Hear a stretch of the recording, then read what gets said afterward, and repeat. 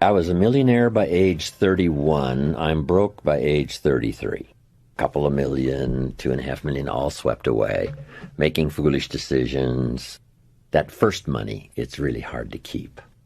I'm just a young guy, 31, 32 years old. But sure enough, I fell for some of the temptations. Somebody's going to be parted with their money before long when they say, like I did, how many colors does it come in, right? I'll buy them all. That kind of sort of recklessness. And then making some unwise business decisions. Company wanted to borrow some money, $250,000. The bank said, well, if Mr. Rohn will sign personally, we'll let you have the money. And I knew they could pay it back, so I signed, so I'm the hero. They pay it all back. I leave, go away. I find out a little bit later that the company got in financial trouble, went back and borrowed this $250,000 again. And I said, well, I hope they don't call me, because this time I won't sign. I signed the first note. It was all paid back, but I knew they weren't going to make it this time. And they never called. However, sure enough, within a year, this company goes belly up. And I get a letter from the bank saying, dear Mr. Rohn, we have here your guarantee that if the company can't perform, you will. On this $250,000, please send us your check. And I said, hey, there's been some mistake here. I signed the first note, but nobody ever called me. I never signed the second note. What I didn't know that I had originally signed was a continuing guarantee. Now I know what the word continuing means. I know how much it costs per letter. But anyway, that and a few other experiences, and some of my newfound wealth was on paper, and that disappeared.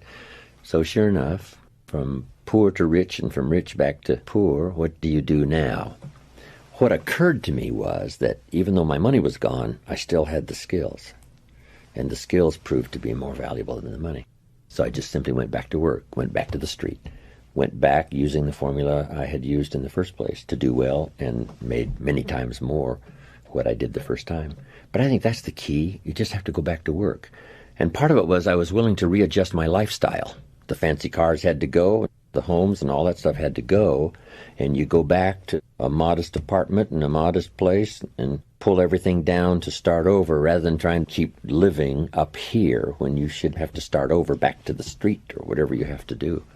And just put it together again. No different than the farmer who plants in the spring and it's all gone when the hailstorm is finished.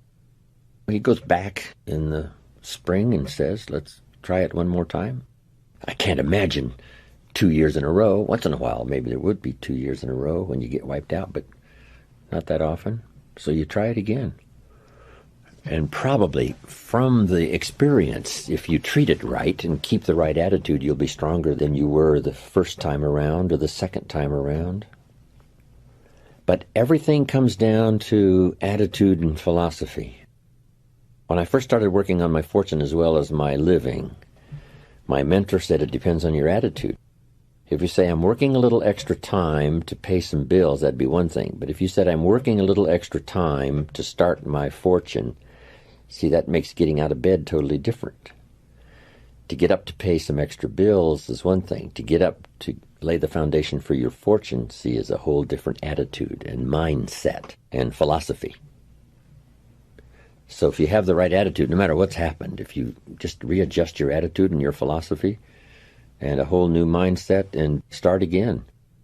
Some of the great fortunes are made after the person turns 50, 60, and the reason is because with all the ups and downs that happen to them in those accumulation of years, now when an idea or a new burst of energy or vitality or goals sets in, they've got all this experience to invest. That's why these fortunes become incredible, even after 50 and 60. When you're 20, you don't have much experience to invest. Doesn't mean you can't do okay and can't really climb the ladder fairly quickly. And when you're 30, you have a bit more experience to invest if something happened and you had to start over. But sure enough, 50 and 60, you've got a good handful of years of experience to invest, which may make all the difference in the world and now how it goes. And it's true, you can tip either way, to be discouraged by it all or to be inspired by it all. And that's part of the mystery. The magic is you can turn around and make another fortune. The mystery is not everybody will do that. Some will use it as a reason to succeed. Others use it as a reason to give up. Same circumstances. They followed two boys, twins. The father of these two boys was a scoundrel and a drunk. But as they followed the two boys later, one of them turned out to be a scoundrel and a drunk. And they asked him, how come your life turned out like this? And he said, well, what would you expect? Right? My father was a scoundrel and a drunk. What else would you expect? The other boy had turned out to be a professional, doing very well. And they asked him, how come you turned out to be a professional? And he said, I didn't want to be like my father. Same father. One used it as an excuse for living a poorer life, and the other one used it as a reason to make all the necessary changes. A big share of our life is going to be shaped by attitude and by influence. The people around us. Good question to ask. Who am I around, and what are they doing to me, and is that okay? Those are three major questions. Who am I around? What are they doing to me? And is that okay? What have they got me reading? Where have they got me going? What have they got me doing? The people I'm around. How have they got me thinking and behaving? That's a good mature analysis. Who am I around and what are they doing to me? And is that okay? And if it's okay, fine. If it isn't okay, change it. Association can make all the difference in the world in your future. We have to practice limited association. Some people you can be around a few hours, but not a few days. And some people you can be around a few minutes, but not a few hours. And then some people you have to walk away. And it's helpful if somebody comes along and helps us in, a moment of stress and distress and offers a book or offers some advice. And they just say, I'll be here when you need me. Sometimes you don't need somebody to, come live with you or be right there to hold your hand. But as long as you know they're available, if it gets a little tougher, call, things like that, that's very valuable. And if you've got some good friends, they'll be there. I lost a friend just a few years ago. David. I used to say of David, if I was stuck in a foreign jail accused unduly somewhere, if they allowed me one call, I would call him. And the reason is he would come and get me. No questions asked. That's what we call a real friend. And hopefully in times of stress, or if you've fallen out of the tech sky, right, and it's, the paper's all burned up, and the money's all gone, and the project turned into reverse, hopefully you've got some around, somebody, and all of us really have somebody. But part of the good instruction is to make the kind of friends on your way up who will be there on your way down and say, come in. Some of them will say, I've been expecting you. The way you were going, I knew it wouldn't be long, right, until the bubble would burst and everything would go in reverse. Come on in. Let's talk things over.